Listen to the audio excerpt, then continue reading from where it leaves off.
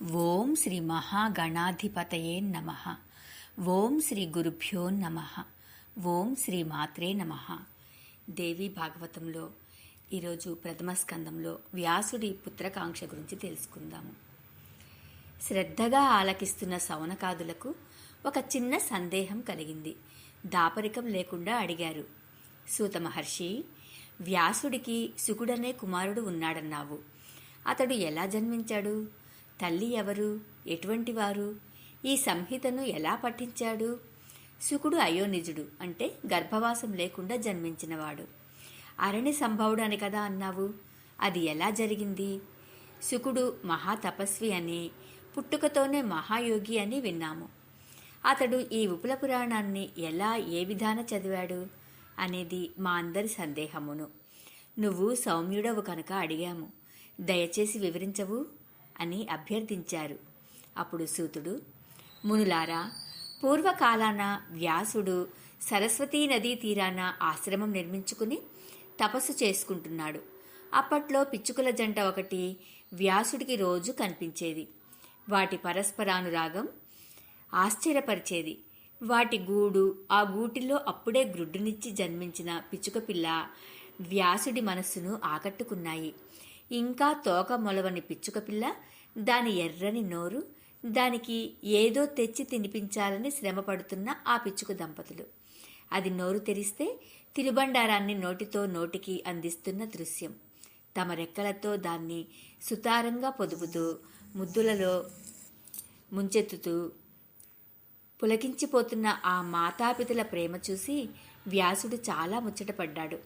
సంతానం అంటే పక్షులకే ఇంత ప్రేమ ఉంటే ఇక మనుషుల సంగతి చెప్పాలా?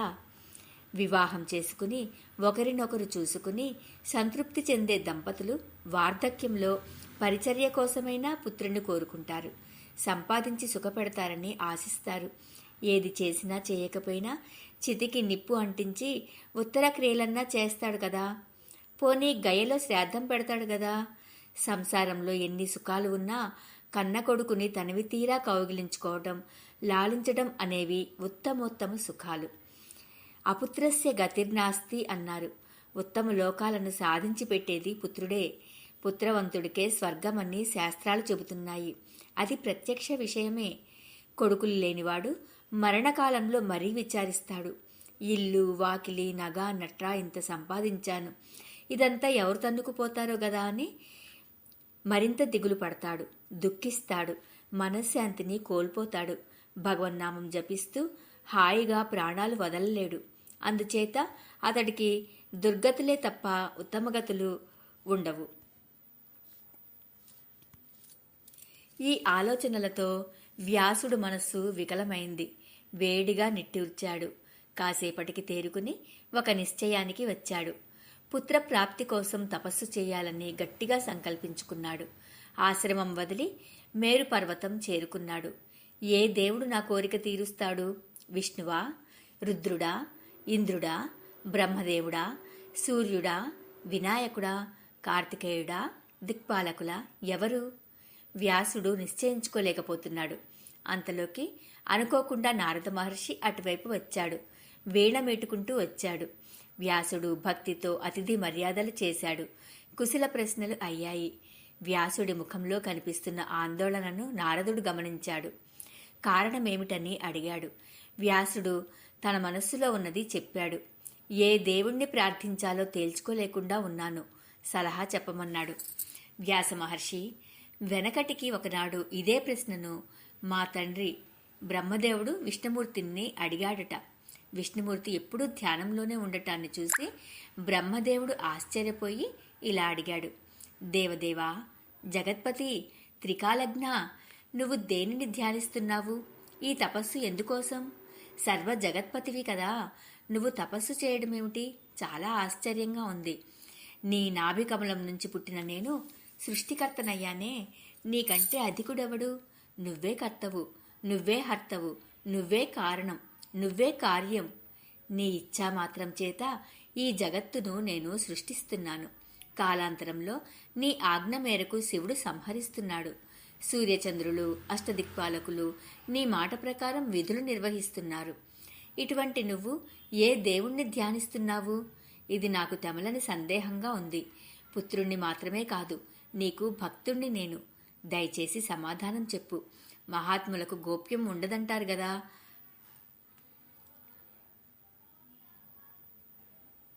మహతాం నైవ గోప్యం హి ప్రాయః కించిదితి స్మృతి. సృష్టికర్త సందేహాన్ని తీర్చడం తన కర్తవ్యం అనుకున్నాడు విష్ణుమూర్తి. చిద్విలాసంగా చిరునవ్వులు చిందిస్తూ కొడుకుకి సమాధానం చెప్పాడు. నాయనా, విరించి శ్రద్ధగా విను. నా మనస్సులో ఉన్నది చెబుతున్నాను.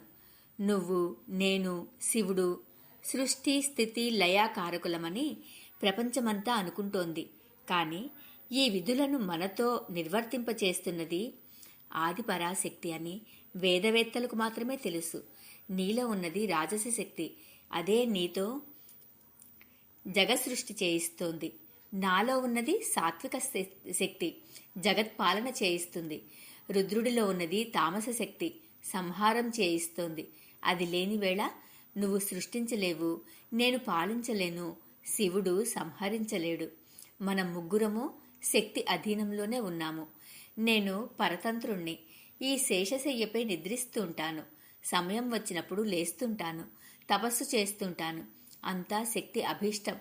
ఒకప్పుడు లక్ష్మీదేవితో సుఖంగా విహరిస్తూ ఉంటాను, మరొకప్పుడు రాక్షసులతో ఘోరంగా యుద్ధం చేస్తూ ఉంటాను. సర్వలోక భయంకరమైన ఆ యుద్ధాలు కొన్ని దారుణాలు సుమా. నీకు గుర్తుందా? ప్రళయ మహాసముద్రంలో 5,000 సంవత్సరాల పాటు మధు కైటభులతో బాహాబాహి పోరాడాను. ఆ యుద్ధం నీ కళ్ళ ఎదుట జరిగిందే కదా. మహాదేవి అనుగ్రహం వల్ల వాళ్లను సంహరించగలిగాను. ఇప్పుడు ఇలా నన్ను అడుగుతున్నావంటే అప్పుడు తెలుసుకోలేకపోయావన్నమాట. పరాత్పరమైన కారణం ఆ శక్తి స్వరూపమే. నా అవతారాలకన్నింటికీ అదే కారణం. నా ప్రమేయం ఏమీ లేదు. పశుజాతిలో జన్మించాలని ఎవడైనా కోరుకుంటాడా చెప్పు? మత్స్య వరాహాది రూపాల్లో నేను జన్మించలేదు. లక్ష్మీదేవితో విహారాన్ని వదులుకోలేదు. చల్లని మెత్తని శేషశయ్యను వదులుకొని పక్షి మూపున కూర్చుని యుద్ధాలు చేశాను. చతుర్ముఖ, మర్చిపోయావా? ఒకప్పుడు వింటి వారికి తెగి నా శిరస్సు ఎటో ఎగిరిపడిపోయింది. అప్పుడు నువ్వే గదా గుర్రపు తల తెచ్చి శిల్పివరుడితో కలిపి అతికించావు. అందరూ హయగ్రీవుడన్నారు. భేషజాలెందుకు? నన్ను నేను ఎరుగుదును కదా. స్వతంత్రుణ్ణి కాదు, శక్తి పరాధీనుణ్ణి. ఆ శక్తినే నిరంతరం ధ్యానిస్తూ ఉంటాను. ఇంతకన్నా నాకు తెలిసింది లేదు అని విష్ణుమూర్తి సమాధానం ముగించాడుట. వ్యాసమహర్షి, మా తండ్రి బ్రహ్మదేవుడు ఈ విషయాన్ని ఇలా నాకు తెలియజేశాడు. అందుచేత నువ్వు కూడా నీ హృదయ పద్మంలో ఆ దేవీ పాద పద్మాలను ధ్యానించు, నీ కోరిక నెరవేరుతుంది అని నారదుడు సలహా చెప్పేసరికి వ్యాసుడు కుదుటపడ్డాడు. మేరు పర్వత శిఖరం మీద నిశ్చలంగా తపస్సుకి కూర్చున్నాడు. సూతుడు చెప్పిన ఈ వ్యాస నారద సంభాషణను శ్రద్ధగా విన్న మునులకు మరో సందేహం వచ్చింది. సర్వకారణకారణుడు జగన్నాథుడు అయిన విష్ణుమూర్తికి శిరస్సు తెగిపడడం ఏమిటి? గుర్రపు తలను తెచ్చి అతకడం ఏమిటి? హయగ్రీవుడు కావడం ఏమిటి? ఇదంతా చాలా విడ్డూరంగా ఉంది. వివరంగా చెప్పమని ప్రార్థించారు. సూతుడు అందుకున్నాడు. జగసృష్టి చేయిస్తోంది. నాలో ఉన్నది సాత్విక శక్తి జగల్పాలన చేయిస్తోంది.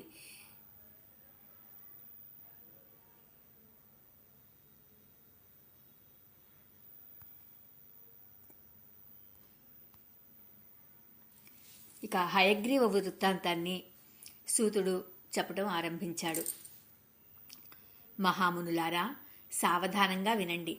పరమ తేజస్వి దేవదేవుడు అయిన విష్ణుమూర్తి జీవితంలో జరిగిన ఒక అపూర్వ సంఘటన చెబుతున్నాను. ఒకానొకప్పుడు జనార్దనుడు 10,000 సంవత్సరాల పాటు రాక్షసులతో భయంకరంగా మహాయుద్ధం చేసి చేసి బాగా అలసిపోయాడు.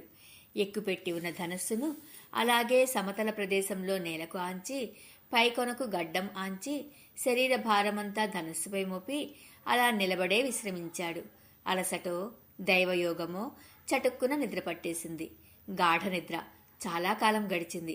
అంతలోకి ఏదో యజ్ఞం చెయ్యాలని తలపెట్టిన దేవతలు బ్రహ్మను శివుణ్ణి తీసుకుని విష్ణులోకానికి వెళ్లారు. యజ్ఞప్రభువు కదా విష్ణుమూర్తి. ఇది దేవకార్యార్థం చేస్తున్న యజ్ఞమాయే. అందుచేత జగన్నాథుడి అనుమతి తీసుకుని ప్రారంభిద్దామని వారి ఆకాంక్ష. తీరా వెడితే విష్ణులోకంలో విష్ణుమూర్తి కనబడలేదు. దివ్య దృష్టితో చూశారు. యుద్ధం ముగిసి నిశ్శబ్దంగా ఉన్న రణరంగంలో ధనుస్సు మీద నిలబడి నిద్రపోతున్న కేశవుడు కనిపించాడు. అంతే, అందరూ ఒక్క ఉదుటున అక్కడికి చేరుకున్నారు. అలికిడి అయినా స్వామి లేవలేదు. నిద్ర లేపడం ఎలాగా? ఉపాయం ఆలోచించండి అన్నాడు దేవేంద్రుడు. నిద్రాభంగం చెయ్యకూడదు, మహాపాపం.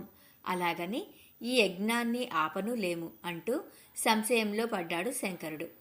బ్రహ్మదేవుడికి ఒక ఉపాయం తట్టింది. ఒక వమ్రిని అంటే చెదపురుగు. ఆ చెదపురుగుని సృష్టించాడు. వింటి నారిని భక్షించమన్నాడు. అప్పుడు ధనుస్సు జారిపడుతుంది. దేవదేవుడు నిద్రలేస్తాడు. దేవకార్యం నెరవేరుతుంది అని పథకం చెప్పాడు. అందరూ అంగీకరించారు. కానీ ఆ వమ్రి ఒక సందేహం వెలిబుచ్చింది. కమల సంభవ, జగద్గురువైన రమాపతికి నిద్రభంగం చేయమంటావా? ఎలా చేయను? నిద్రాభంగం, కథాభంగం, దాంపత్య భేదనం, శిశుమాతృ విభేదనం అంటే తల్లి బిడ్డలను విడదీయడం గాని బ్రహ్మహత్యతో సమానమైన మహాపాపాలు గదా. పోనీ ఇంత పాపానికి ఒడిగడితే నాకు ఒరిగేదేమిటి? వింటినారిని తింటే నాకు దక్కే ఫలం ఏమిటి? సర్వ పాపాలకు స్వార్థమే కదా మూలం. భక్షణం నా స్వార్థమే, ఫలం మాట ఏమిటి అని అడిగింది. వమ్రి ప్రశ్నకు బ్రహ్మదేవుడే సమాధానం చెప్పాడు. వమ్రి, నీకు యజ్ఞంలో భాగం కల్పిస్తాము. హోమకుండాలలో హవస్సులు వేచేటప్పుడు అటూ ఇటూ చెదిరిపడే భాగాలు ఇక నుంచి నీవే. పద, త్వరగా విష్ణుమూర్తిని నిద్రలేపు, దేవకార్యం నెరవేర్చు అని ఒప్పించాడు. వమ్రి వెళ్ళింది. నేలపై ఆనే ఉన్న ధనురగ్రం దగ్గర నారిని చటుక్కున కొరికింది. ఒక్క పెట్టున ధనుస్సు ఎగిసిపడింది. భీకర శబ్దం భూన భోంతరాళలో ప్రతిధ్వనించింది. దేవతలంతా భయపడ్డారు. బ్రహ్మాండం సంక్షోభించింది. భూమి కంపించింది. సముద్రాలు మూర్ఛిల్లాయి. తిమింగలాలకు వణుకు పుట్టింది. జంఝామారుతాలు వీచాయి. పర్వతాలు క్రక్కదిలాయి. అమంగళ సూచకంగా ఉల్కాపాతాలు మహోత్పాతాలు జరిగాయి. హఠాత్తుగా సూర్యుడు అస్తమించాడు. చీకట్లు దట్టంగా వ్యాపించాయి. ఏమి జరుగుతుందో తెలియక దేవతలంతా కలవరపడుతున్నారు. తాపసులారా, ధనుస్సు పైకొనకు ఆంచి ఉన్న శిరస్సు, దేవదేవుడి శిరస్సు, కుండలమండితమైన శిరస్సు త్రుటిలో తెగి ఎటో ఎగిరి ఎక్కడో పడింది. కొంతసేపటికి చీకట్లు విడిపోయాయి. భీభత్సం శాంతించింది. శిరస్సు లేని ముండెం కనిపించింది. దేవతలు బావురుమన్నారు. భయపడ్డారు. నిశ్చేష్టులయ్యారు. జగన్నాయక, నువ్వు దేవాది దేవుడవు, సనాతనుడవు. ఏమిటి ఈ దారుణం? ఏమిటి ఈ మాయ? నీ శిరస్సుని ఎవరు ఖండించారు? ఏమైపోయింది? నువ్వు అచ్ఛేద్యుడవే, అభేద్యుడవే, అదాహ్యుడవే. నువ్వే ఇలా అయిపోతే మరింక దేవతలలో మిగిలేది ఎవడు? అంతా మరణిస్తారు. నీ వల్ల, నీ పట్ల మాకున్న ప్రేమ, గౌరవం, ఆదరం ఏమైపోయాయో. స్వార్థం ఆవరించి నిన్ను పోగొట్టుకున్నాము. ఏడుస్తున్నాము. మేము తలపెట్టిన యజ్ఞానికి ఇది యక్షులో రాక్షసులో కల్పించిన విఘ్నం కానే కాదు. మాకు మేమే చేసుకున్నాం, స్వయంకృతం. ఎవరిని నిందిస్తాం? అందరం పరాధీనులమే. ఏం చేస్తాం? ఎక్కడికి పోతాం? ఎంత మూడులం! మాకు ఇంక రక్షకుడెవరు అంటూ బాధపడుతుంటారు. ఇక సాత్వికమాయ అందామా, రాజసమో తామసమో అందామా? అన్ని మాయలకు అధిపతివి, జగద్గురువి. నీ శిరస్సే ఎగిరిపోయిందంటే ఏమనాలి? ఇలా దిక్కుతోచక డీలాపడి విలపిస్తున్నారు బ్రహ్మ, శివుడు మొదలైన దేవతలంతా. పరిస్థితి గమనించాడు బృహస్పతి. దేవగురువు కదా, పైగా వేదాంతం వంటబట్టినవాడు. నెమ్మదిగా దేవతలను ఓదారుస్తూ ప్రసంగించాడు. మహానుభావులారా, ధైర్యం తెచ్చుకోండి. ఎంత దుఃఖించి ఏం లాభం? రవ్వంత తేరుకోండి. దేవతలే ఇంత బెంబేలి పడిపోతే ఎలాగా? ఉపాయం ఆలోచించండి. బుద్ధికి పని చెప్పండి. దైవబలము, పురుషకారము రెండూ సమానమే. ఇప్పటి కర్తవ్యం ఉపాయమే. ఒక్కొక్కప్పుడు కాదు, అన్ని వేళలా అన్ని విధాలా దైవం కంటే అదే పురుషకారమే, ఉపాయమే ఫలిస్తుంది. దైవం పురుషకారశ్చ దేవేశ సదృశా ఉభౌ ఉపాయశ్చ విధాతన్యో దైవాత్పలతి సర్వదా. బృహస్పతి ఇలా అనేసరికి ఇంద్రుడికి ఉక్రోషం వచ్చింది. దేవగురు, ఎందుకు వచ్చిన పౌరుషమయ్యా? అది వట్టి అనర్థకం. దైవమే గొప్పది. దాని శక్తికి తిరుగులేదు. లేకపోతే ఏమిటి ఈ దారుణం? దేవతలు, దేవతా నాయకులు అందరం కళ్ళప్పగించి చూస్తూనే ఉన్నాం. విష్ణుమూర్తి శిరస్సు ఎగిరిపోయింది. అప్పటికి బ్రహ్మదేవుడు తేరుకున్నాడు. వేదాంత ధోరణిలో ప్రసంగించాడు. దేవేంద్ర, శుభం కాని అశుభం కాని కాలం తెచ్చిపెట్టిన దాన్ని అనుభవించవలసిందే. దైవ ఘటనను తప్పించుకోవడం ఎవరి వల్ల కాదు. దేహం ధరించాక సుఖదుఖాలు తప్పవు. నా సంగతే చూడు. ఒకప్పుడు ఈ శివుడు నా శిరస్సును ఖండించాడు కదా. ఈ శివుడికి శాపవశం వల్ల లింగపాతం జరిగింది కదా. అలాగే ఇప్పుడు హరిశిరస్సు ఏ సముద్రంలోనో పడిపోయింది. అంతా కాలమహిమ. నీ విషయము ఇంతేగా. సాక్షాత్తు దేవేంద్రుడివి, శచీపతివి. మరి నీకు శరీరమంతటా పొడలు రాలేదు? స్వర్ణ సింహాసనం నుంచి ఎన్నిసార్లు భ్రష్టుడివి కాలేదు? అక్కడ ఇక్కడ తలదాచుకున్నావు కాదు. ఎంతటి వాడికైనా కష్టాలు రాక తప్పదు, అనుభవించక తప్పదు. ఎవ్వడూ తప్పించుకోలేడు. అందుచేత అతిగా దుఃఖించగా ఉపాయం ఆలోచించండి. సనాతని అయిన ఆ మహామాయను, మహావిద్యను, మహాదేవిని ధ్యానించండి. ఆ పరాశక్తి, ఆ నిర్గుణ, ఆ ప్రకృతి మనకు దారి చూపుతుంది. ఆవిడ బ్రహ్మ విద్య, జగద్ధాత్రి, పోషకురాలు, దాది, సర్వలోక జనని.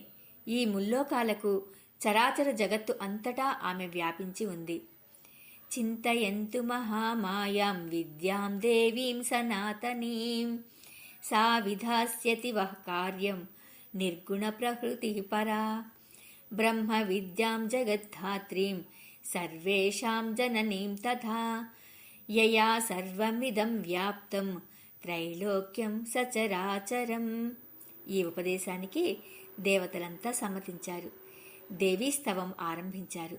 బ్రహ్మదేవుడి 4 ముఖాల నుంచి వేదాలు మాతృసూక్తం ఆలపించాయి. నమో దేవీ మహామాయే విశ్వోత్పత్తికరే శివే నిర్గుణే సర్వభూతేసి మాతః శంకర కామదే. హే దేవి మహామాయా, నమో నమః. నువ్వు విశ్వోత్పత్తి కారణానివి, శుభప్రదవు, నిర్గుణవు, సర్వభూతేశ్వరివి, జగన్మాతవు. శంకరుడంతటి వాడికి కోరికలు తీర్చిన దానివి. ప్రాణికోటికంతటికి ప్రాణం నువ్వే. జీవకోటికంతటికి ఆధారభూమివి నువ్వే. తెలివి, కలిమి, వెలుగు, ఓరిమి, శాంతి, శ్రద్ధ, మేధ, ధైర్యము, స్మృతి అన్నీ నువ్వే. ఉద్గీతంలో అర్థమాత్రవు. నువ్వే గాయత్రివి. నువ్వే జయ, విజయ, ధాత్రి, లజ్జ, కీర్తి, స్పృహ, దయ అన్నీ నువ్వే.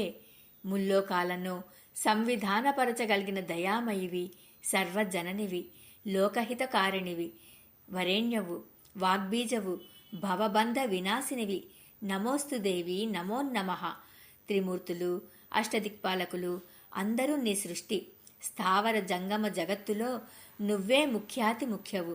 సకల భువనాలను తయారు చేయాలి అని నీకు అనిపించినప్పుడు త్రిమూర్తులను సృష్టిస్తూ ఉంటావు. వారితో సృష్టి, స్థితి, లయలను జరిపిస్తూ ఉంటావు. నీకు మాత్రం ఈ సంసార స్పర్శ రవ్వంతైనా ఉండదు. నీ రూప విభవాన్ని గాని నీ నామ సంఖ్యను గాని తెలుసుకున్నవాడు, తెలియజెప్పగలవాడు ఈ ముల్లోకాలలో ఒక్కడూ లేడు. మామూలుగా చిన్న నీటి గుంటనే దాటలేనివాడు మహాసముద్రాన్ని ఈదుతాడా?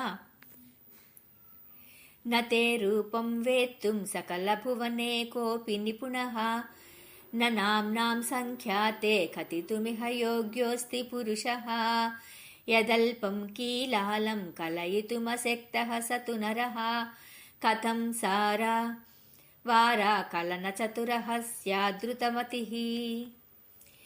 హే జగజ్జనని, మానవులలోనే కాదు దేవతల్లో కూడా నీ అనంత విభవం తెలిసినవారు ఒక్కరూ లేరు.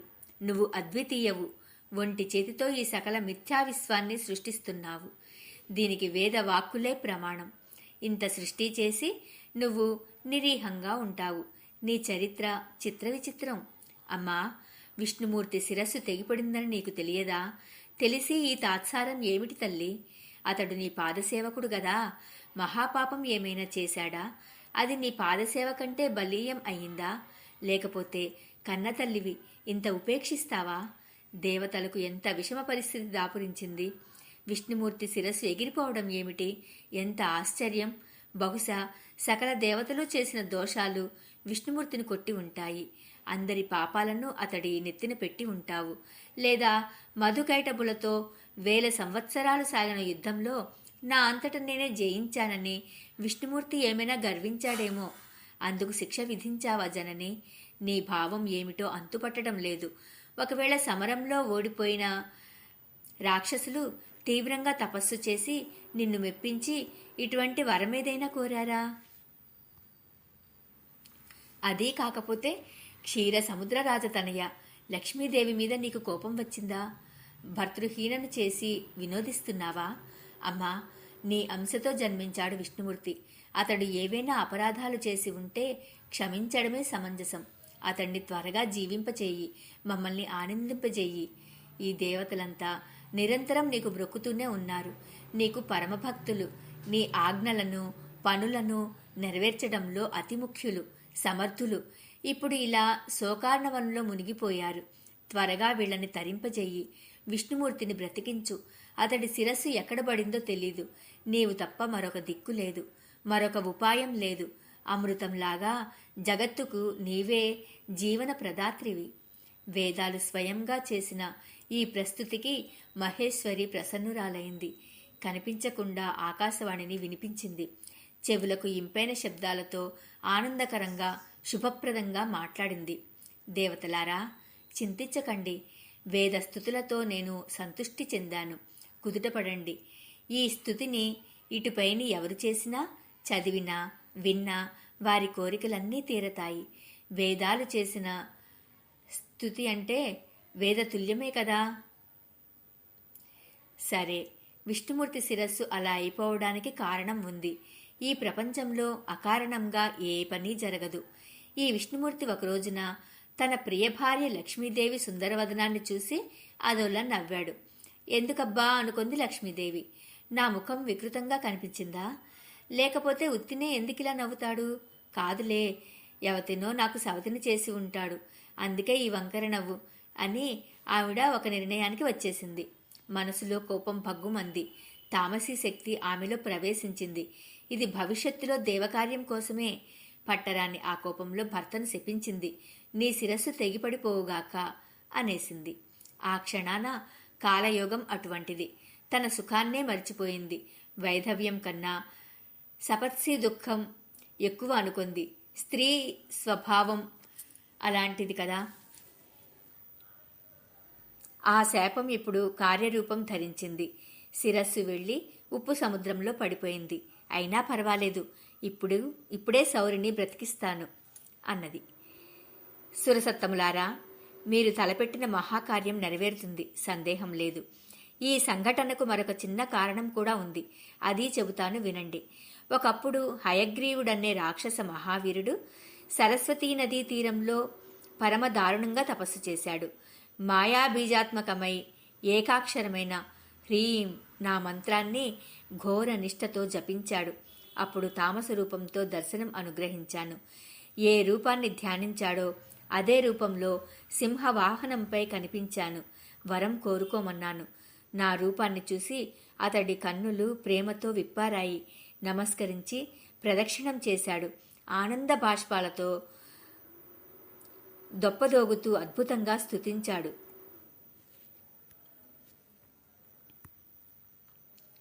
నమో దేవ్యై మహామాయే సృష్టి స్థిత్యంతకారిణే భక్తానుగ్రహ చతురే కామదే మోక్షదే శివే.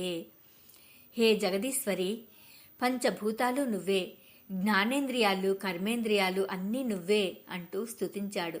నాకు మరీ సంతోషం కలిగింది. హయగ్రీవా, నీ తపస్సుకి నీ స్తోత్రానికి సంతసించాను. నీ కోరిక ఏమిటో చెప్పు అన్నాను. మాతా, నాకు మరణం లేకుండా వరం ప్రసాదించు. నేను యోగిగా సురాసురులకు అజేయుడుగా అమరుడుగా ఉండిపోవాలి, అనుగ్రహించు అన్నాడు. హయవదన, ఇది అసంభవం. పుట్టినవాడు గిట్టక తప్పదు, గిట్టినవాడు తిరిగి పుట్టక తప్పదు.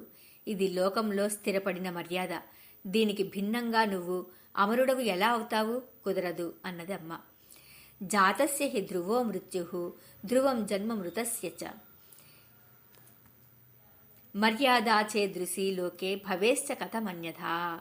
కాబట్టి రాక్షసోత్తమ, మరణం తప్పదు అనే మాటను నిశ్చయంగా మనసులో పెట్టుకుని బాగా ఆలోచించి నీ ఇష్టం, ఏ వరమైనా కోరుకో అన్నది. సరే అయితే జగదంబిక, హయగ్రీవుడి చేతిలో తప్ప మరింక ఎవ్వరి చేతిలోనూ నాకు మృత్యువు ఉండకూడదు, ఈ వరం ప్రసాదించు అన్నాడు. రాక్షస మహావీర, తథాస్తు, ఇంక ఇంటికి వెళ్ళు, సుఖంగా రాజ్యం పరిపాలించుకో. హయగ్రీవుడి చేతిలో తప్ప మరింక ఎవ్వరి చేతిలోనూ నీకు చావులేదు అని అమ్మ వరం ఇచ్చింది. ఇలా వరం ఇచ్చిన నేను అంతర్ధానం చెందాను. ఆ హయవదన రాక్షసుడు పట్టరాని ఆనందంతో ఇంటికి వెళ్ళి ఇక అక్కడి నుంచి వేదాలను, వేద విధులను, మునులను దారుణంగా హింసించడం మొదలుపెట్టాడు. ఆ దుష్టుణ్ణి సంహరించగలవాడు ఈ భువనత్రయంలో లేడు. అందుచేత ఓ దేవతలారా, ఒక అందమైన గుర్రపు తలను తీసుకురండి. దాన్ని విష్ణుమూర్తి మొండానికి దేవశిల్పి నేర్పుగా అతుకుతాడు. అప్పుడు ఈ హయగ్రీవ భగవంతుడు ఆ రాక్షసుణ్ణి సంహరిస్తాడు. ఇది దేవకార్యం. అశరీరవాణిగా జగన్మాత చేసిన ఈ ఉపదేశాన్ని దేవతలంతా విన్నారు, తేరుకున్నారు. దేవశిల్పిని వేడుకున్నారు. అతడు దగ్గరలో ఉన్న గుర్రపు తలను వెంటనే ఖడ్గంతో ఖండించాడు. ఆలస్యం లేకుండా విష్ణుమూర్తి శరీరానికి కలిపాడు. హయగ్రీవ భగవంతుడు ఆవిర్భవించాడు. ఇది మహామాయాప్రసాదం. అటుపైని కొంతకాలానికి ఆ రాక్షసుణ్ణి మట్టుపెట్టాడు. సూతుడు చెప్పిన ఈ హయగ్రీవ వృత్తాంతాన్ని శ్రద్ధగా విన్న సౌనకాది మహామునులకు కుతూహలం మరింత పెరిగింది.